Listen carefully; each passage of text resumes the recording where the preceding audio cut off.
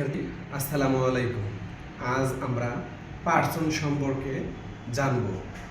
Person সেন্টেন্সে ব্যবহৃত noun ও প্রোনাউনকে person বলে।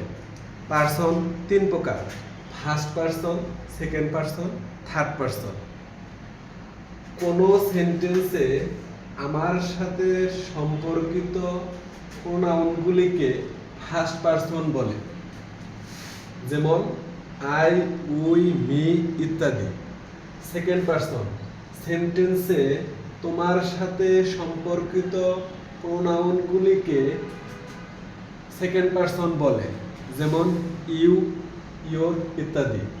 থার্ড পার্সন সেন্টেন্সে ফার্স্ট পার্সন ও সেকেন্ড পার্সন ছাড়া বাকি সব নাউন এবং প্রোনাউনকে থার্ড পার্সন বলে, যেমন হি, শি, দে, রাফিয়া ইত্যাদি।